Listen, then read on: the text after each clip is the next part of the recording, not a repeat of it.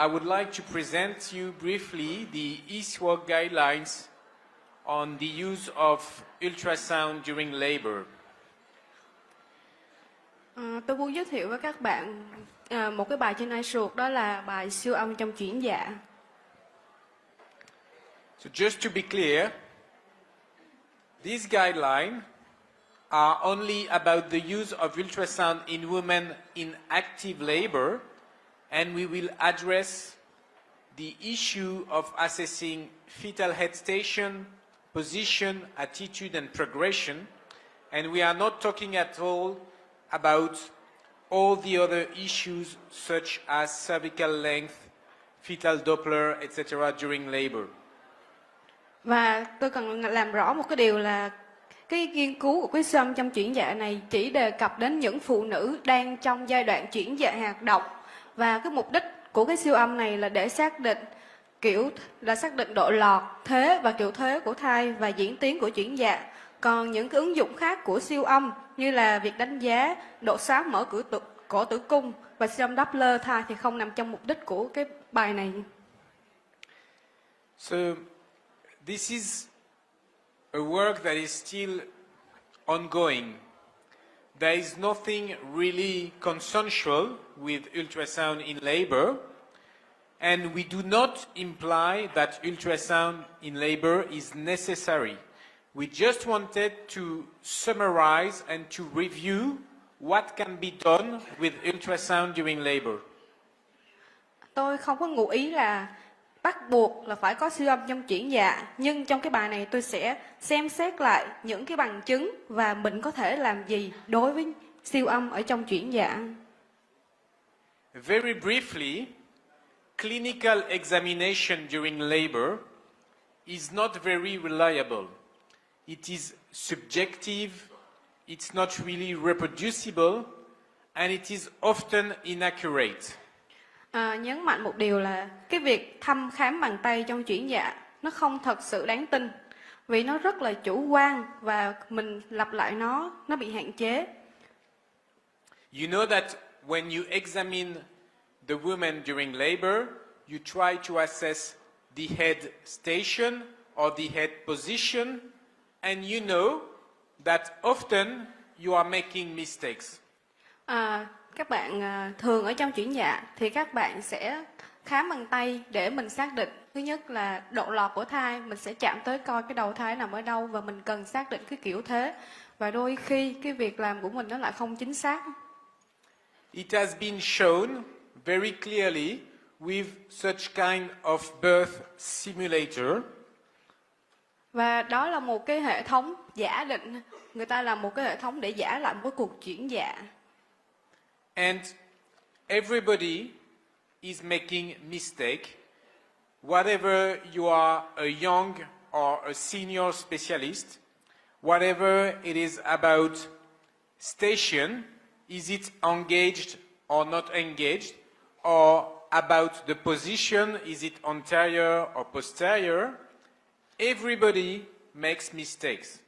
Và theo cái nghiên cứu của ông á, thì tất cả mọi người đều mắc sai lầm. Kể cả những người vừa mới vào hoặc là những người đã lâu năm rồi thì đều mắc sai lầm. Có thể sai lầm về lọt hay không lọt, kiểu thế trước hay kiểu thế sau, phải hay trái, chúng ta đều mắc sai lầm. So I know that there are always old and senior obstetricians in the audience who will say, no, I'm always right. I've never made any mistake. I'm always confident when I do an instrumental delivery, but that's wrong. That's impossible. We all make mistakes with clinical examination. Và tôi chắc là trong cái hội trường này tất nhiên là sẽ có những người mới vô và những người đã lâu năm, và trong đầu các bạn đang nghĩ rằng no, tôi không bao giờ làm sai. Tôi luôn tự tin là tôi khám đúng trong cái giai đoạn chuyển dạ. And very basically, we are not saying that ultrasound is mandatory. We are not saying that ultrasound should replace clinical examination. But clearly, ultrasound is helpful in the labor ward. Và tôi cũng không nói là chắc chắn là siêu âm sẽ thay thế được khám tay trong chuyển dạ. Nhưng tôi có thể nói là Cái siêu âm nó có thể giúp các bạn chẩn đoán khá tốt trong thời kỳ chuyển dạ. Mainly, ultrasound during labor can be performed either transabdominally or with a transperineal approach. Trong cái lúc mà làm siêu âm trong chuyển dạ, các bạn có thể làm qua ngã bụng hoặc qua ngã đáy chậu. And again, there is no clear consensus on what we should do and how we should do it, but we just wanted with these guidelines to review what are the evidence so far. Và cũng không có một cái đồng thuận nào về nó là các bạn nên làm gì và làm như thế nào. Nhưng trong cái guide này sẽ cho các bạn thấy được những gì mình đã làm được và thực hành trong lâm sàng. So the first important information is head position. You know it's very important to know if the head has the occiput anterior or posterior. Và cái đặc điểm đầu tiên mà tôi muốn nói đến đó là cái thế, cái kiểu thế ha. Bây giờ mình cần xác định cái chẩm, đây là kiểu thế chẩm trước hay là chẩm sau. And to summarize this slide, clinical examination can be wrong, and ultrasound is probably better to assess the head position. Và để tóm tắt lại cái slide này thì tôi khẳng định là khám nghiệm lâm sàng có thể sai, nhưng siêu âm có thể tốt hơn trong chẩn đoán.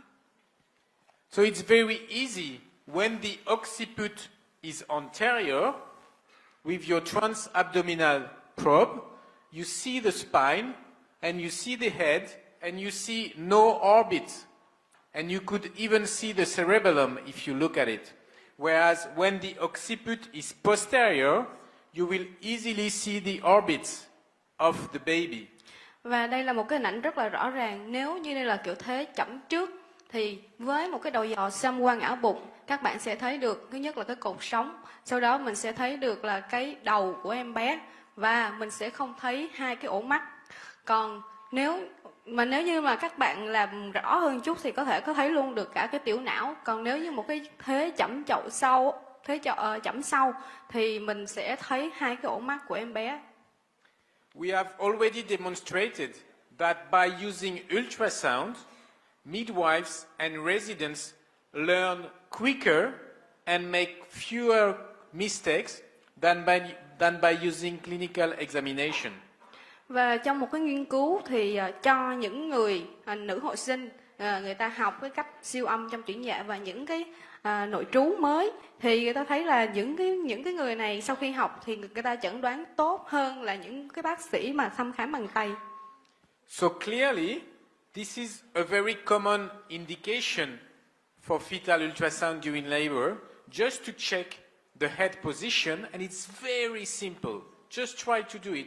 You will soon get used to it, and I must say that and you will think I am crazy, I do an ultrasound before each delivery.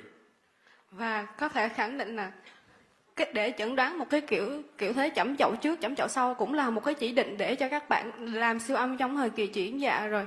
Và tôi muốn nói với các bạn là tôi không điên, nhưng mà tôi luôn làm siêu âm trước khi một cái cuộc sanh. I have an ultra portable ultrasound device in my pocket. That's for real. And it takes 3 seconds to switch on. And I put the ultrasound probe just to make sure where is the spine, how is the head position, and that's it. It takes 5 seconds. But when I do the delivery, I am completely sure about the head position. Tôi có một cái máy siêu âm xách tay tôi để trong túi á, và cái việc mà khởi động nó chỉ tốn 3 giây thôi, và các bạn chỉ tốn 5 giây để xác định coi cái đầu em bé nằm đâu, ở cái kiểu thế như thế nào. Just for you to know, you can also, maybe we can reduce a little bit the light. Can you reduce a little bit the light? You can also assess the head position by using a transperineal approach, but I think there is no interest in that approach except when the head is really low in the pelvis. Các bạn cũng có thể dùng cái đầu dò siêu âm qua cái ngã chậu, Nhưng mà tôi nghĩ là các bạn chỉ dùng nó khi mà cái đầu thật sự đã xuống rồi. So these are again two examples Và đây là hai cái ví dụ. of a transperineal approach. Hai cái ví dụ về cái siêu âm qua cái ngã đáy chậu. But again, I think that using the transabdominal approach is easier. Tôi vẫn nghĩ là siêu âm qua cái ngã bụng thì vẫn dễ hơn. The second very important information that you can get with ultrasound during labor is an information about the head station. Is it high or is it low in the pelvis? And again, I am sure that you know that this is very subjective. I am sure that it already happened to you that you were in the labor ward and two people are taking in charge a woman that is in active labor and one is saying, it's okay, I feel that it's going to be all right, it's engaged, that's going to be good. And the other one says, no, I don't feel it at all, it's not engaged, it's too high. Và cái đặc điểm thứ hai mà các bạn có thể thấy được trên siêu âm nó có lợi là các bạn có thể xác định cái độ lọt của thai. Đôi khi các bạn nghĩ rằng nó rất chủ quan, cũng một sản phụ mà hai người khám thì sẽ có một người nói là cái này được rồi, đối với tôi là được rồi, nhưng mà đối với một người khác khám lại thì kêu cái này chưa được. So the head station is the level of the fetal head in the birth canal relative to the ischial spines. Cái độ lọt được định nghĩa là cái đầu của em bé ở trong cái ống xanh mà tương quan của nó so với cái gai ngồi của mẹ. And again, ultrasound in labor will provide you with an objective assessment of the descent of the baby in the birth canal. Và cái siêu âm trong chuyển dạ sẽ giúp các bạn đánh giá một cách chủ quan cái đầu nó đang nằm ở đâu. There are many parameters that have been reported and developed to assess the descent of the baby in the birth canal, but I would say that if there was only one to remember, I would suggest the first one, which is the progression angle. Có rất là nhiều chỉ số ở trong cái siêu âm chuyển dạ đã được báo cáo. Tuy nhiên, tôi chỉ nói với các bạn một cái chỉ số cần nhớ, đó là cái góc tiến triển. All these parameters, again, are to measure the descent in the birth canal. They are all measuring the same kind of thing, but probably the best studied and the most reproducible is, again, the progression angle. Các chỉ số còn lại nhìn chung nó cũng chỉ cho các bạn được một cái thông tin là cái tương quan giữa cái đầu và cái ống xanh của mẹ. Nhưng cái chỉ số đầu tiên, cái góc tiến triển là cái chỉ số mà có hữu dụng và các bạn nên cần nhớ chỉ số đó. So I'm sorry because I think that the lines have moved. Ông nghĩ là ông thầy nghĩ là cái đường mà ông vẽ góc nó đã bị lệch đi rồi. Here is the pubic bone. You see it? Cái mà thầy đang khoanh tròn đó là cái xương mu. And you should put a line that is strictly on the largest diameter of the pubis. Và các bạn đặt một cái đường thẳng thật song song với lại cái trục dài của cái xương mu đó. And the other line starts at the lower edge of the pubis and goes strictly to the fetal head. Và cái đường thứ hai là các bạn sẽ đặt điểm thứ nhất ở dưới, bờ dưới của cái xương mu và nó sẽ tiếp tuyến với cái điểm thấp nhất của cái đầu em bé. And you understand very well that during the normal descent of the baby, this angle will increase. Và các bạn dễ dàng nhận ra rằng khi mà em bé càng đi xuống thì cái góc này nó sẽ càng tăng. You can see it on the left side. When you measure this angle, you are able to see the progression of the fetal head. Đó, các bạn nhìn trên cái hình siêu âm lộng đó, các bạn sẽ thấy khi mà đầu em bé đi xuống, tức là cái góc nó càng mở rộng ra, các bạn sẽ cảm thấy rờ được cái đầu em bé nó gần hơn. Another advantage of these techniques is that it allows you to identify molding of the fetal head as well as the formation of a head caput. Một cái đặc điểm ưu việt của cái siêu âm nữa là nó có thể cho các bạn biết được cái đầu em bé nó đã bị uốn khuôn hay chưa và nó có cái bú huyết thanh hay không. So again, look on this image, how you will draw two lines to measure the angle of progression and how you can observe molding and the caput. Và trên cái hình này là các bạn thấy là mình đo được cái góc tiến triển và mình thấy được đầu em bé đã bị uốn khuôn và có một cái bú huyết thanh.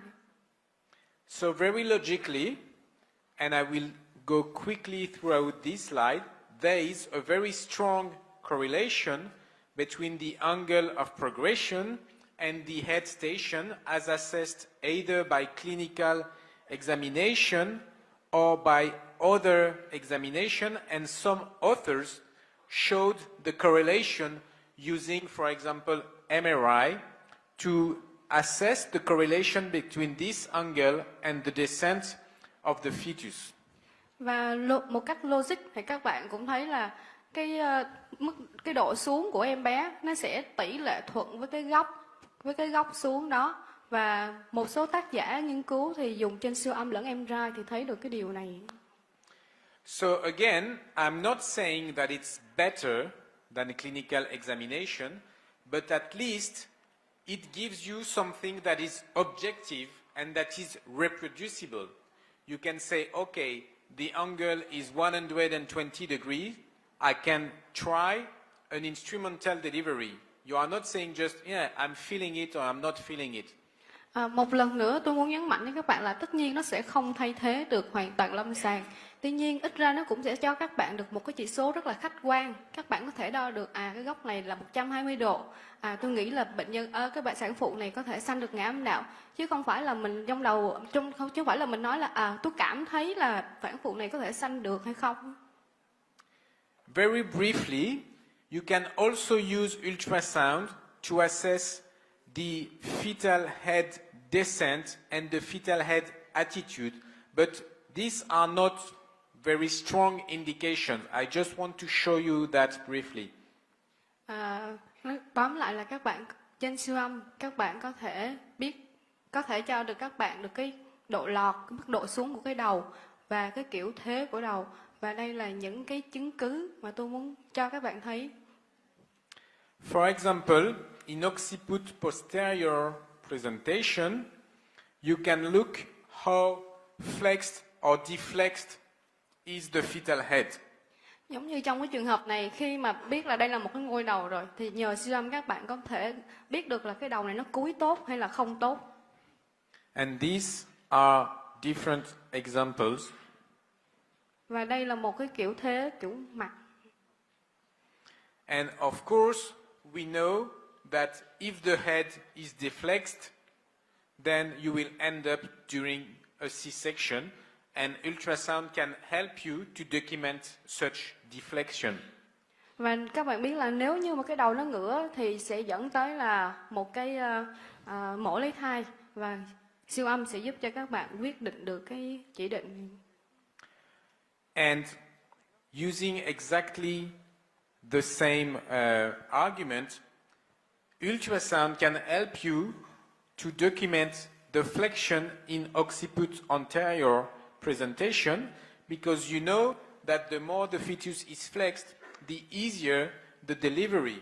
Because if the head is well flexed, then the diameter that has to go down in the birth canal is smaller. Các bạn cũng biết là siêu âm quang ảo bụng thì sẽ cho đánh giá độ cúi ngửa chính xác hơn thăm khám bằng tay. Tại vì khi mà một cái đầu mà thấy nó ngửa quá mà nó đi xuống cái khung chậu thì cái khung chậu của mẹ nó nhỏ so với cái mức độ cúi của cái đầu. And therefore, some authors have reported that it is possible to measure the angle between the spine and the occiput to document how much the head is flexed or deflexed. And of course, the more it is flexed, the higher the chance of a spontaneous delivery. Và một số tác giả đã đề cập đến cái góc chẩm sống, là mình đo cái góc giữa cái cột sống và cái xương chẩm của em bé. Thì như các bạn cũng biết là cái góc đó mà nó càng lớn thì cái khả năng sanh con ngã âm đạo nó càng cao.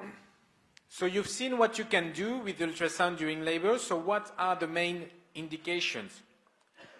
The first indication is the slow or lack of progress in the first stage of labor. Vậy các bạn nãy giờ đã biết qua siêu âm rồi, bây giờ thì những cái chỉ định siêu âm trong chuyển dạ là cái gì? Đầu tiên là chuyển dạ chậm hoặc ngừng tiến triển trong giai đoạn 1.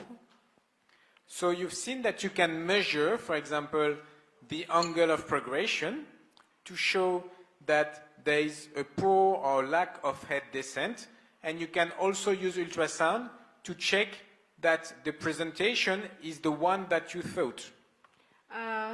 Các bạn có thể dùng siêu âm để xác định cái kiểu thế, cái độ lọt của em bé là đã xuống hay là chưa, và cũng có thể là xác định được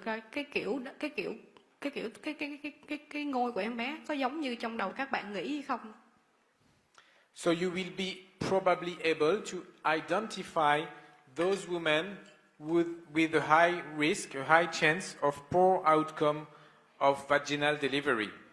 Và cũng cho các bạn những thông tin về những thai phụ mà có khả năng là cái dự hậu xấu hơn trong thời kỳ chu sanh.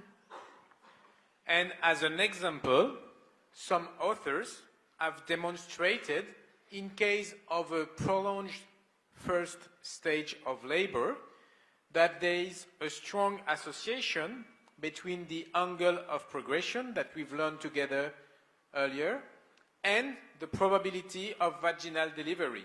If the angle of progression is small, you see below 100 degrees, the probability of vaginal delivery is also small. Và có một số tác giả đã làm những cái nghiên cứu và cho biết trong cái thời kỳ chuyển dạ tìm thời, so sánh giữa cái góc tiến triển và cái khả năng sanh con ngoại âm đạo, thì tác giả cho thấy là nếu như cái góc càng nhỏ thì khả năng sanh con ngoại âm đạo càng thấp, giống như là nhỏ hơn 100 độ thì cái khả năng sanh ngoại âm đạo chỉ có 38%. Ultrasound can also be used in the second stage of labor. You can also measure the angle of progression during the second stage of labor by using a transperineal approach, as you can see here, and my colleague Tullio Guy published on the progression of this angle of progression and the likelihood of a spontaneous vaginal delivery. And as you can see here, you can very well document the descent of the fetal head during the second stage of labor. Các bạn cũng có thể dùng siêu âm trong chuyển dạ ở giai đoạn 2, mình cũng dùng cái góc tiến triển. Siêu âm ở đây là qua ngã đáy chậu, thì mình cũng so sánh cái góc đó với cái khả năng sanh con ngoại âm đạo.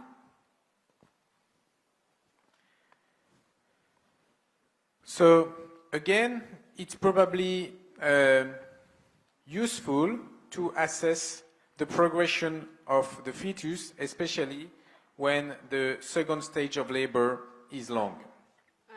Và cũng rất là hữu dụng, dùng siêu âm để đánh giá tiến triển của chuyển dạ khi mà trong một cái giai đoạn trong một cái chuyển dạ kéo dài. Another possible indication is the ascertainment of fetal head position and station before considering an instrumental delivery. Có một cái chỉ định nữa là mình cần xác định cái vị trí đầu thai và độ lọt trước khi mình xem xét tiến hành sanh giúp. However, you must know that there was one randomized trial that was performed in France where they failed to demonstrate a benefit of routine use of ultrasound in labor to determine the head position. Có một cái nghiên cứu được thực hiện ở Pháp cho thấy là cái sự không thành công của cái việc siêu âm thường quy trong chuyển dạ. This is why I'm telling you that it is still work in progress. It seems useful, but the indications are not very clear again. But before doing an instrumental delivery, this seems useful and logical. Cho nên tôi mới nói các bạn là siêu âm nhìn thì có vẻ hữu dụng thiệt, nhưng mà cái chỉ định của nó thật sự là chưa rõ ràng. Oops. Again, look how easy it is to see that this presentation is an occiput posterior. Đây là một cái em bé đang có thế chẩm sau.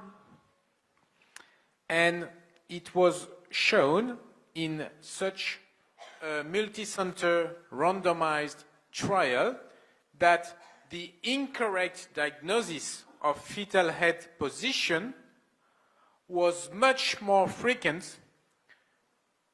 in the group with standard care as compared to the group with ultrasound. 20% of mistake when you do clinical examination alone, and less than 2% with ultrasound. And that makes a big difference. However, they could not demonstrate that it was likely to modify the outcome. Đây là một cái nghiên cứu thực hiện là có một đơn vị lớn là thực hiện siêu âm ở những bà mẹ chuẩn bị cho sanh giúp, và một nhóm là sẽ không dùng siêu âm là cái standard care. Thì mình thấy là có một sự thì ở cái nhóm mà có siêu âm á, thì cái tỷ lệ mà biến chứng á, thì rất là thấp, chỉ khoảng 2% thôi, trong khi cái mà không có siêu âm thì rất là cao, tới 20%. More precisely, they were not able to demonstrate a significant reduction in the rate of C-section. But because we know that failed operative vaginal delivery or operative vaginal delivery on posterior presentations are associated with an increased risk of poor outcome, it is quite straightforward to think that it's useful to perform an ultrasound before performing an operative vaginal delivery. Đối với những cái trường hợp mà có cái kiểu thế là chẩm sâu, thì khi mà chúng ta quyết định giúp sanh, nó sẽ đi kèm với tăng cái nguy cơ những cái biến cố cho giúp sanh. Thành ra siêu âm có vai trò rất là hữu dụng trong những cái trường hợp là kiểu thế chẩm sâu và chúng ta quyết định giúp sanh. So again, you see that posterior presentation are much more frequent in case of failed operative vaginal delivery. Cũng giống như các bạn thấy là cái kiểu thế chẩm sâu á, nó nhiều hơn ở những cái trường hợp mà sanh giúp qua ngã âm đạo bị thất bại. And the outcome is poor in case of failed vaginal delivery. Và cái dự hậu thì rất là xấu trong những trường hợp mà cái sanh giúp nó thất bại. So again, the ascertainment of the fetal head position and station before considering an instrumental vaginal delivery is probably useful. Vì thế mà xác định cái vị trí đầu thai và độ lọt trước khi xem xét tiến hành sanh giúp là một việc rất là quan trọng. Another indication is to confirm the fetal head malpresentation when you believe there is one. Mà một cái chỉ định nữa đó là xác định ngôi bất thường, mức độ chứng cứ 3 phiên. So now to help you relax, because I know you are tired, I'll show you a short movie that was realized by my friends from Italy who are very active in the use of ultrasound in labor. So relax for a few minutes. Các bạn nên thư giãn, tôi sẽ cho bạn coi một cái clip.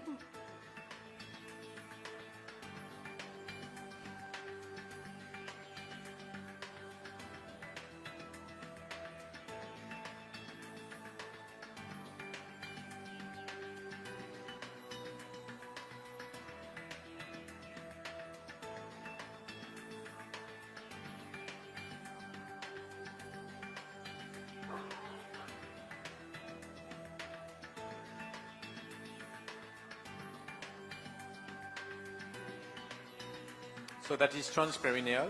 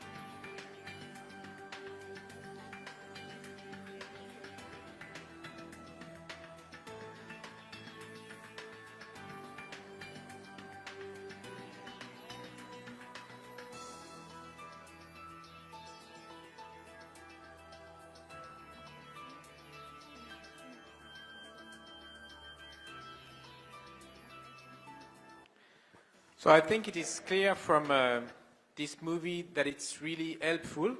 I'll show you another movie because you're very lucky. Tôi nghĩ cái video này rất là hữu dụng và tôi sẽ cho các bạn thêm một cái video khác nữa. It's much more simple because this one was done by French people.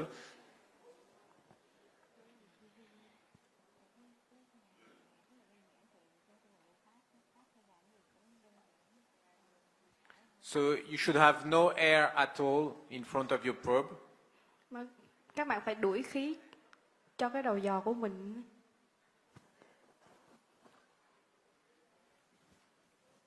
So you check the good orientation of your probe.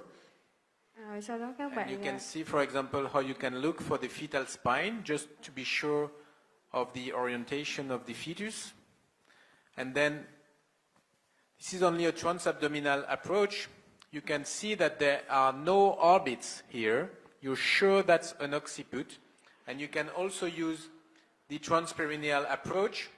You can see the pubis, and you can see the caput, and you can see the molding of the fetal head. Trên cái video clip này các bạn thấy cái xương mu nè, cái bướu huyết thanh nè và cái uốn khuôn của cái xương sọ. So this is an image you could use to measure the angle of progression. Đây là cái mặt phẳng mà các bạn có thể dùng để đo góc tiến triển.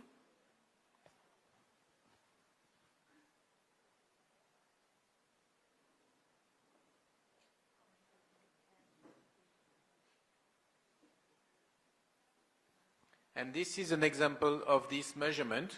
Và đây là một cái The ví dụ. pubis and the fetal head. Cái xương mu và cái đầu em bé. So as a conclusion, there are two main situations in which ultrasound is probably useful. In case of suspected delay or arrest in the first or second stage of labor, and again, before the potential need for performance of an operative vaginal delivery. Để kết luận thì có hai cái tình huống chính mà siêu âm thì nên được khuyên dùng. Cái thứ nhất là nghi ngờ chuyển dạ ngừng tiến triển hoặc là chuyển dạ kéo dài trong giai đoạn 1 hoặc giai đoạn 2 và trước khi tiến hành xuyên giúp. So it is possible that in the near future we will monitor delivery using ultrasound instead of using clinical examination. Maybe we will note regularly, for example, what is the angle of progression. Có thể trong tương lai sắp tới là chúng ta sẽ dùng siêu âm để theo dõi tiến triển ở trong chuyển dạ thay vì mình đánh giá lâm sàng. And probably in some more years we will do the delivery under MRI guidance. Và trong những cái có thể là trong những cái tương lai sắp tới thì mình cũng còn dùng thêm MRI nữa. This is not a joke. Chỉ là đùa thôi các bạn.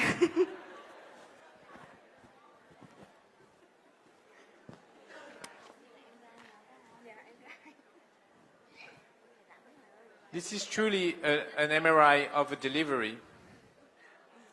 Đây là cái hình MRI mà trong chuyển dạ đó các bạn.